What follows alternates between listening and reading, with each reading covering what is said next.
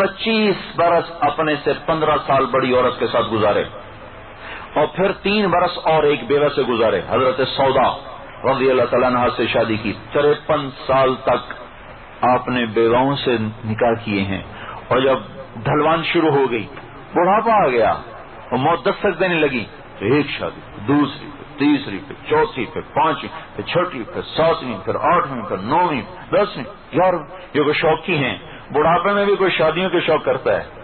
یہ ضرورت کی شادیاں تھیں کہ مدینے میں اسلام پھیل گیا، عورتیں بھی آ رہی ہیں، مرد بھی آ رہے ہیں، اور اللہ تعالیٰ کا رسول تو عورتوں کے سامنے نہیں جاتا تھا،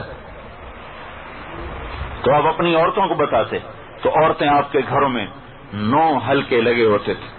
2 تو آپ کی زندگی میں وفات پا گئی، حضرت خدیجہ اور حضرت زینب بنت خزیمہ رضی اللہ تعالی عنہا، یہ دونوں آپ کی زندگی میں وفات پا گئی۔ باقی 9 بیویاں ہیں، اور 9 کے 9 میں علم سکھایا جا رہا، حدیث سکھائی جا رہی، دین سکھایا جا رہا، کیونکہ وہاں کوئی صفائی کا کام ہی کوئی نہیں، نہ کوئی برتن کی دھلائی کا کام ہے، 2 مہینے روٹی نہیں پکتی، نہ وہ کوئی کڑھائی کا کام ہے، ایک جوڑا ہے، نہ کوئی ڈیکوریشن ہے کہ سوائے ایک لحاف کے ہے ہی کچھ نہیں۔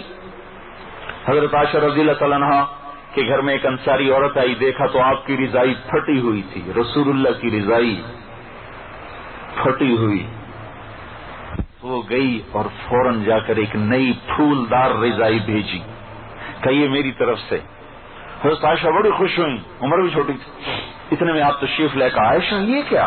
کہ یا رسول اللہ، آپ کی رضائی پھٹی ہوئی دیکھ کر یہ فلاں انصاری بہن نے یہ مجھے ہدیہ کی بھیجا آپ کے لیے۔ آپ نے فرمایا، عائشہ میں چاہتا تو یہ احد پہاڑ میرے لیے سونا بن کے حاضر ہو جاتا، میں نے اس زندگی کو خود ٹھکرایا ہے، یہ رضائی واپس کر دے۔ اب حضرت عائشہ رضی اللہ عنہا لاڈلی بھی تھیں، ان کا نہیں یا رسول اللہ مجھے بڑی اچھی لگی ہے، میں کیوں واپس کروں؟ آپ نے کہا، عائشہ رسول اللہ اور یہ رضائی ایک گھر میں جمع نہیں ہو سکتے، واپس کروا دی۔